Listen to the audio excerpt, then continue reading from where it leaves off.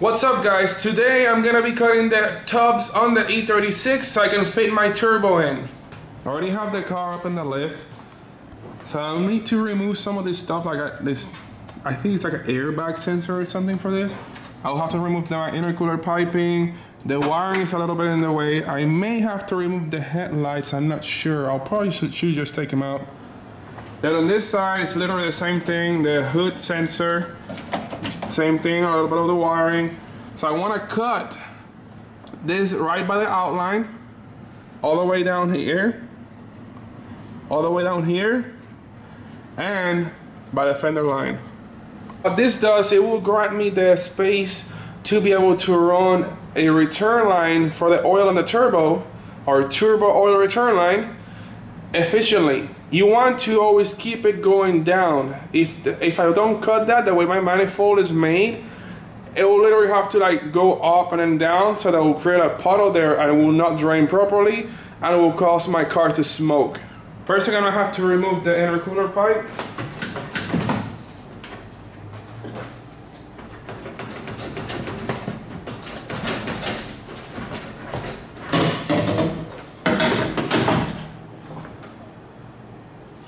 This is what this side intercooler tubing looks like. It's one piece all the way down from the throttle body to the intercooler. I need to remove this thing here.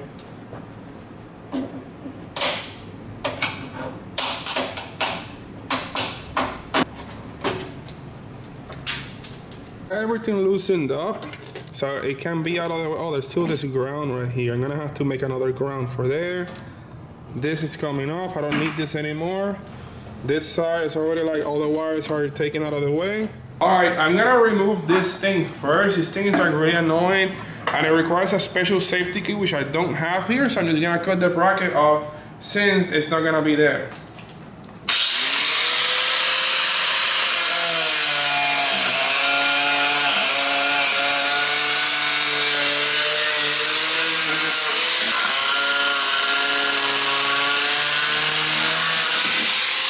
Alright, this brake line thing is gonna be in the way since I'm really cutting like right over here. I wanna just bend this out of the way so I don't have issues with it. Oh, it's really hard. Finally got the thing moved out of the way so I can cut through here without cutting into the brake line. Now I gotta do the same exact thing on the other side. On this side, I have to cut the little leg off for now, and then I can bend it back to wherever it's out of the way. Now on this side, the bracket's also out. I'm gonna be cutting literally right here. So this bracket was right in the way where I'm cutting it. I'm gonna cut the bottom line first.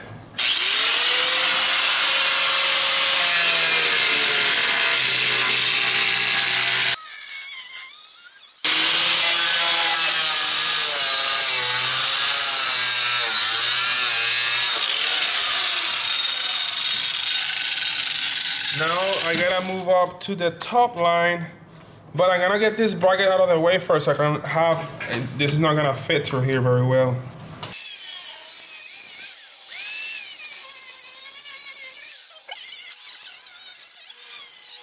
Bring it over a little bit and have the line around right here, and then cut here all the way through. Well, no, just literally cut to like right here, and it should be all right.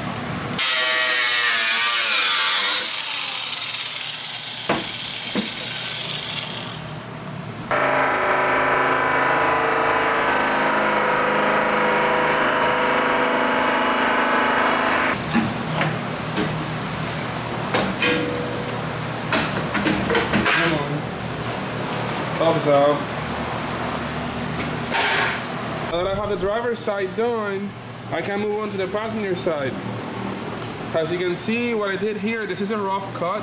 So I got angle here, straight down here, then straight over here. Then with the flat wheel, I can just sand down everything smooth and make it really nice. It looks like the bracket that holds the bumper and horn in place is non-supported now. So I'll do like we do with race car, just like attach this to the fender and attach the bumper to this, and it should be all good. I'm sorry BMW, I couldn't help myself. I hope you understand. is this approved? Is that approved modifications? Like, I'm checking the quality of the product. Then I'm like, Silas, what are you doing? Nothing. I told you not to touch anything. You cut yourself, right? Don't touch sharp edges, kids. Before I cut this side, I make sure to put paper towels on the exhaust manifold. I don't want debris falling in there, which will later get into the turbo.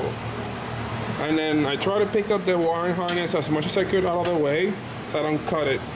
Again, I will start from the bottom, then I'll cut from the top.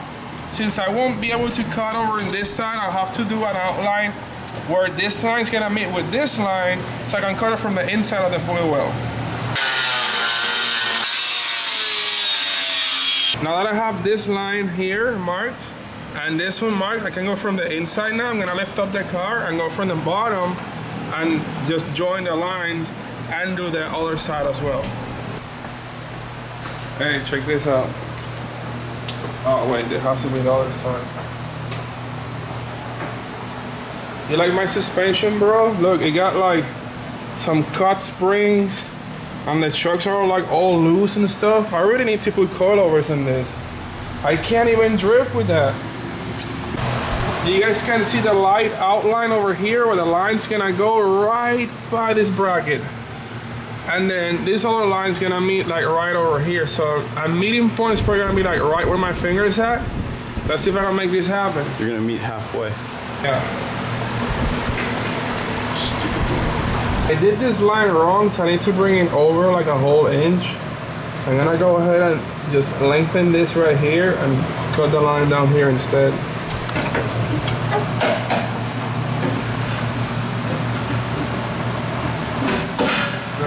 First try. Now we have an opening on the passenger side. You can see the turbo manifold right here. So the drain line should be right about here. Now I have to smooth out all the cut lines and make them pretty. Instead of having to open the garage doors to let some of the fumes out, because it really sucks. And good thing Adam has 3 exhaust fans on the shop, so he can like help get all the fumes out. And I couldn't help noticing this. What do we have over here? We have the whole generation over here. We have Silvia S13, Silvia S14, and then we have Silvia S15. You don't see that every day in one house. Not to mention it's in the US. That's like almost finished work in progress, almost finished or finished work in progress or work done. Semi-finished. And then we gotta start with this. This is what you guys wanna see. I know. I'm almost about ready to work and I just can't work on it yet. Maybe a few more days and I'll be able to start working on it. Alright guys, so I switched to the flat sanding wheel. It's a 36 grit, so I can like have a really hard cut on it. Then I'll switch to the 120 grit. I'm gonna go ahead now and smooth out all the edges so they're not sharp and also make all the lines smooth and straight. Now that I have the tubs removed, I can finally test fit the turbo and see if it finally fits. Let's finally install the turbo and see if it fits. Wait. I'm grabbing it with the wrong hand. This is very uncomfortable. I would help you, but I'm injured. That looks so good.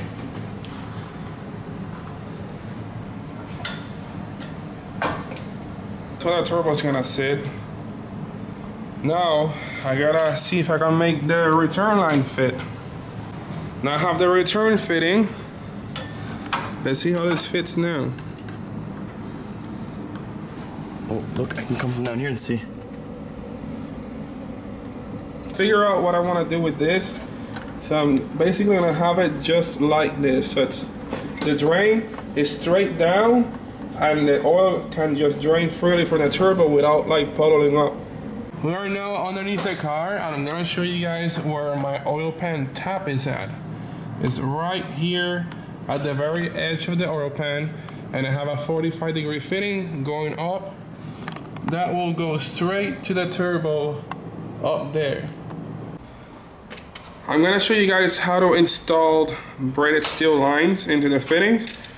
So this normally come like this. Then you unscrew this part. You take the hose end and you put this part on it. Then you want to have it flush all the way in. And then you take, I always like using some WD-40. You spray it in there. Then you take this part. So this little part is like a cone, so it will expand as the more you throw it in, and it will squish against the hose. So literally put it in, make sure it's center, it's not pushing the hose out the other side, and then you can then thread them together. After you get about this point, you'll have to use 2 adjustable wrenches to be able to get them all the way in.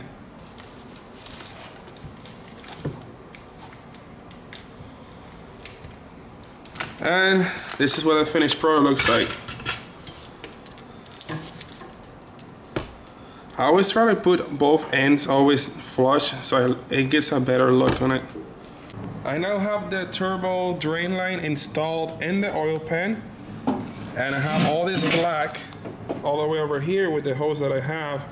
Now I can cut it to length to match the fittings on the turbo. I have now marked where I want my cut at. So I'm gonna cut this with a cutting this.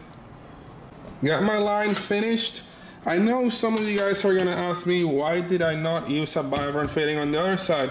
Well, I did not have a 45 here. So I put this on for now to try it out, and I will change it out later. I now brought the big guns.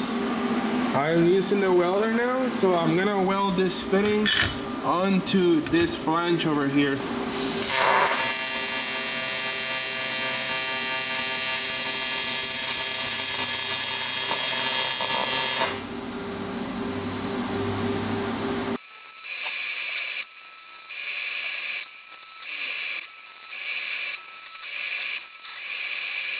From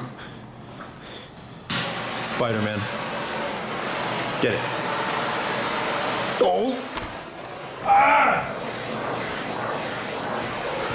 I got it. Did you get it? Yeah, that's it. Let's burn the house down, just to be safe. Adam, there's spiders in your house. What the hell was that? Alright, spider is dead somewhere in that floor. I don't even know where it went to. But the fitting is done. Check out the welds. And it should have no flow restriction whatsoever. And we have a working drain line finally. So as you can see, got the adapter fitting. I also angled it a little bit away from the housing because it was like literally touching against the housing. So I got clearance there now, and then it has a nice smooth flow straight down into the return line all the way down over there. It's another angle all the way down straight into the oil pan. I've got everything back together, and this is what it looks like now.